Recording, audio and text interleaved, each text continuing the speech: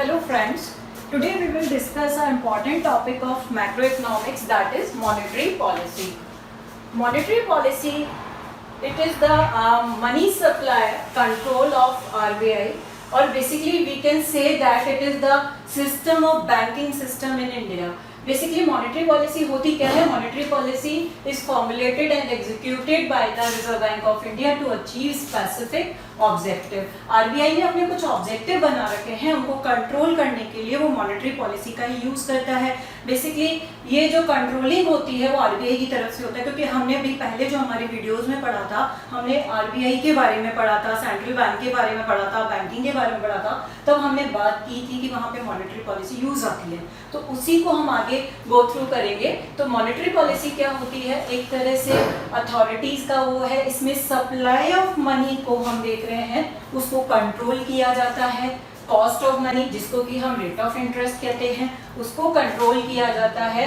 और जो availability of money for achieving specific objective है, जो हमारे मार्केट में मनी चल रहा है, सर्कुलेशन में मनी है, उसको किस तरह से कंट्रोल किया जा सकता है, वो हम देखते हैं. इसके लिए मॉनेटरी पॉलिसी कैसे वर्क करता है? ये रेगुलेट करता है स्टॉक को और ग्रोथ रेट को. जो अभी प्रेजेंटली मनी सप्लाई मार्केट में रन कर रहा है, वो उसका जो स्टॉक है उसको रेगुलेट करता है, उसको कंट्रोल करता है कि वो कोई गलत दिशा में नहीं जाए और वो कंट्रोल वे में चलता रहे.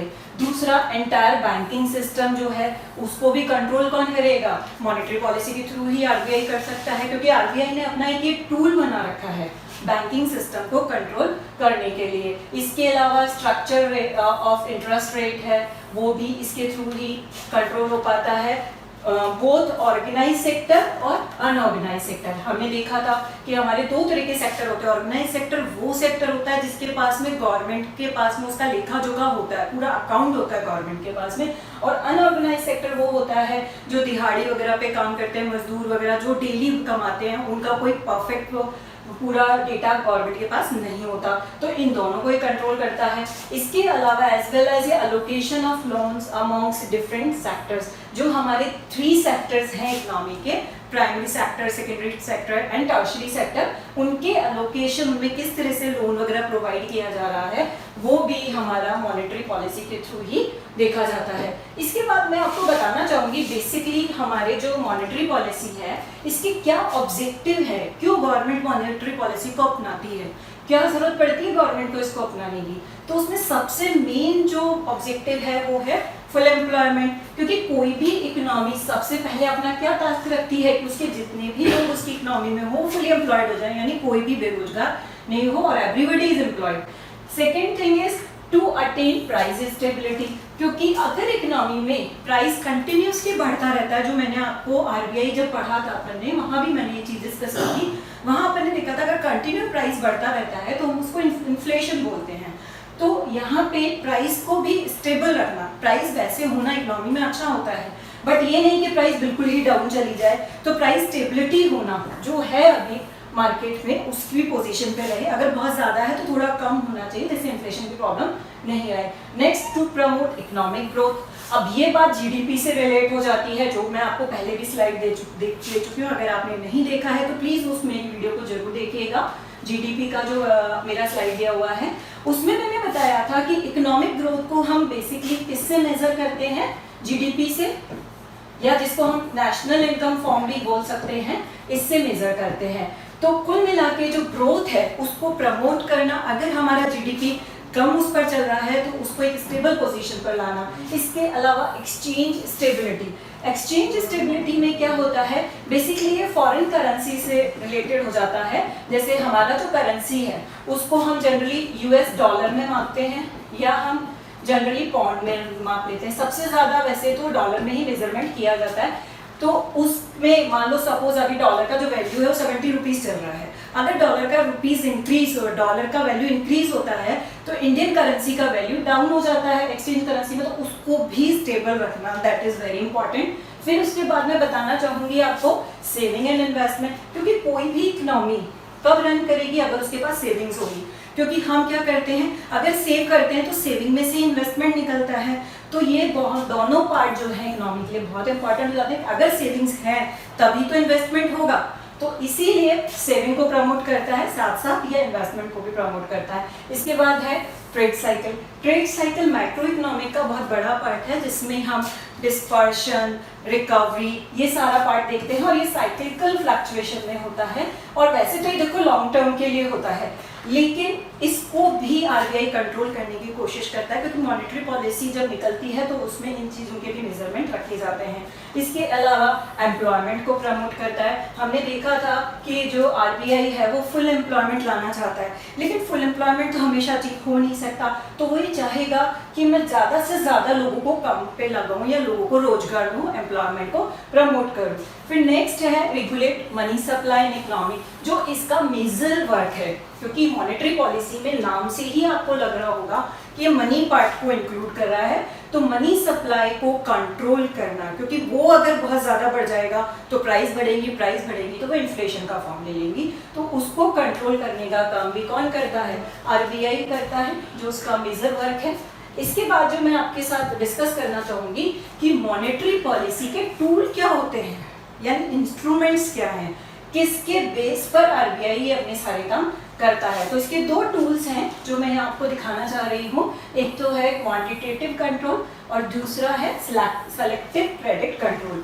क्वांटिटेटिव कंट्रोल में इसकी क्वांटिटी को कंट्रोल किया जाता है। उसके जो टूल्स हैं open market operation, bank rate, cash reserve ratio, इसका डिटेल अभी हम एज वेल एज एक एक पॉइंट पे डिस्कस करेंगे कि कैसे कैसे ये वर्क करते हैं। फिर है क्रेडिट राशनिंग है, मार्जिनल लेंडिंग है और मॉरल सिचुएशन है। इसमें क्या होता है बेसिकली, सेलेक्टिव क्रेडिट कंट्रोल में तो उसमें तो वो क्वांटिटी को कंट्रोल करता है, लेकिन जो क्वांटिटी आपकी कंट्रोल हो चुकी है उसको कंट्रोल करने के लिए सिलेक्टिव क्रेडिट कंट्रोल यूज में लिया जाता है। ये अपने आप में अलग अलग टूल्स हैं, इनको अभी हम एक एक करके पॉइंट को डिस्कस करेंगे। फर्स्ट मैं आपको बताना चाहूंगी बैंक रेट।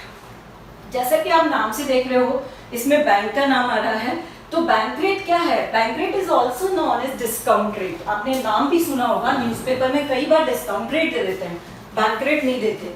तो हमें पता होना चाहिए कि डिस्काउंट रेट क्या है। डिस्काउंट रेट होता है कि it is the rate at which RBI lends to commercial bank और री डिस्काउंट देयर बिल्स। अब आरबीआई क्या करता है, इसमें कमर्शियल बैंक्स को लोन प्रोवाइड कराता है एक रेट पर, जिसको हम डिस्काउंट रेट बोलते हैं। ठीक है, अगर if bank rate is increase, अगर आपका बैंक रेट इंक्रीज हो जाता है तो कमर्शियल बैंक्स का जो चार्जर है, जो ले रहे हैं उससे आरबीआई से, वो रेट बढ़ जाता है। तो उससे क्या होता है, पब्लिक को भी लोन वो जो है ज़्यादा रेट पर देते हैं, तो इसलिए बैंक रेट बढ़ जाता है, तो लोन्स पब्लिक के लिए भी महंगे हो जाते हैं। तो ये एक इसका टूल है। सेकेंड टूल है एसएलआर, जिसको हम शॉर्ट में बोलते हैं स्टैट्यूटरी लिक्विडिटी रेशो। इसमें क्या होता है, certain percentage of deposit is to be capped by bank in the form of liquid asset. इसमें बैंक क्या करता है, अपने पास में ही कुछ लिक्विड एसेट का जो पार्ट है वो अपने पास रिजर्व के रूप में रख लेता है। अब वो किस किस फॉर्म में रख सकता है, एक तो गवर्नमेंट सिक्योरिटीज के फॉर्म में रख सकता है, ट्रेजरी बिल्स के फॉर्म में रख सकता है, इन फॉर्म्स में ये रख सकता है लिक्विड एसेट के रूप में। लिक्विड एसेट में ये फायदा होता है कि कभी भी जरूरत पड़े ना तो वो इजीली यूज में आ सकता है, तो इसलिए लिक्विड एसेट के रूप में गवर्नमेंट इसको अपने पास में रख लेता है। नेक्स्ट मैं बात करना चाहूंगी आपसे ओपन मार्केट ऑपरेशन। ये भी क्वांटिटेटिव कंट्रोल का एक पार्ट है। इसमें क्या होता है, bank control the flow of certain through the sales and purchase of securities in the open market operation. जो सिक्योरिटीज है उनको सेल और परचेज करके इसका कंट्रोल को कर लेता है बैंक। नेक्स्ट आता है आपका cash reserve ratio is a certain percentage of bank deposit which banks are required to be kept RBI in the form of reserve और बैलेंस है। इसमें बैंक क्या करता है, एक रेशो होता है जो आरबीआई हर साल डिसाइड करता है, वो बैंक के पास में रख देता है, तो वो एक तरह से उसकी क्रेडिट आरबीआई के पास में मौजूद रहती है, तो वो भी एक उसका पार्ट हो जाता है क्वांटिटेटिव कंट्रोल का। नेक्स्ट मैं आपको जो बताना चाहूँगी उसके बाद में आता है, आज के न्यूज़पेपर में आपने बहुत सुना होगा रेपो रेट और reverse repo rate. Repo rate क्या होता है, it at which RBI lends to commercial bank generally against the government securities. इसमें क्या करता है, आरबीआई जो कमर्शियल बैंक हैं उनको उधार दे देता है जब उनको जरूरत होती है उसके अकॉर्डिंग, और इसके जस्ट अपोजिट आ जाता है रिवर्स रेपो रेट। इसमें जस्ट उल्टा हो जाता है, is the rate at which RBI borrow from money from the commercial bank. इसमें आरबीआई कमर्शियल बैंक से उधार ले सकता है। तो रेपो रेट और रिवर्स रेपो रेट अपने आप में बिल्कुल जस्ट अपोजिट कॉन्सेप्ट हो जाता है जो इसमें हम यूज करते हैं। नेक्स्ट मैं जो आपको बताना चाहूंगी, जो हमारा सेकंड पार्ट था सेलेक्टिव क्रेडिट कंट्रोल का, उसमें था अपने मार्जिन रिक्वायरमेंट। इसमें क्या होता है, डिफरेंस बिटवीन लोन वैल्यू और मार्केट वैल्यू, उसका जो सिक्योरिटी का है वो आरबीआई के द्वारा फिक्स कर दिया जाता है, जिससे बैंक का क्रेडिट कंट्रोल में वो हो जाता है। नेक्स्ट इसमें जो आ जाता है मोरल पर्यूशन है। इसमें exercise moral persuasion upon the member of bank with a view to pursue monetary policy. अगर कुछ बैंक मॉनेटरी पॉलिसी के टूल्स अप्लाई नहीं करते हैं तो आरबीआई उनको मोरली भी बोल सकता है कि नहीं, आपको ये चीज़ें अपनानी पड़ेगी, अदरवाइज इसके बिना मॉनेटरी पॉलिसी आपकी फॉलोअप नहीं हो पाएगी। इसके अलावा डायरेक्ट एक्शन भी कर सकता है अकॉर्डिंग टू 1949 एक्ट, जो कि जब हमारा आरबीआई नेशनलाइज हुआ था उस टाइम ये देखा गया था कि RBI can stop any commercial bank from any type of transaction. अगर कोई जबरदस्ती कमर्शियल बैंक उसके अपोज जाके ट्रांजेक्शन कर रहा है तो आरबीआई उस पर डायरेक्ट एक्शन से भी कंट्रोल कर सकता है। इसके बाद है क्रेडिट सीलिंग है। In this operation RBI issues prior information और direction that loans to the commercial bank will be given to certain limit है। इसमें लोन्स का एक सर्टेन लिमिट कर दिया जाता है कि उससे ज़्यादा लोन वो प्रोवाइड नहीं करा सकता, तो उससे भी मॉनेटरी पॉलिसी में हेल्प हो जाता है। नेक्स्ट मैं जो आपको बताना चाहूँगी, ये जो हमने सारा देखा था इसकी कुछ लिमिटेशंस भी हैं। ऐसा नहीं है कि हर मॉडल अच्छा होता है, कोई ना कोई ड्रॉबैक उसमें होता है।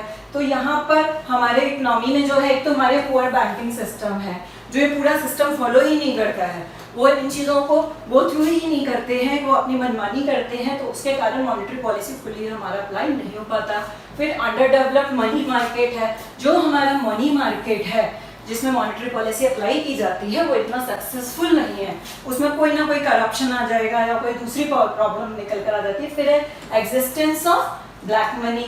अब करेंसी जहाँ निकल रही है, जहाँ मनी सप्लाई हो रहा है वहाँ ब्लैक मनी, आपने देखा होगा 2000 के भी नकली नोट मार्केट में आने लगे, 500 के भी नकली नोट आने लगे, तो वो क्या हो गया, एक तरह से ब्लैक मनी आने लग गया मार्केट में। कॉन्फ्लिक्टिंग ऑब्जेक्टिव्स है, जो हमारे ऑब्जेक्टिव हैं वो भी आपस में एक कुछ कहता है दूसरा उसको तोड़ देता है, तो वो भी अपने आप पे फॉलोअप नहीं हो पाता। Lack of coordination with fiscal policy.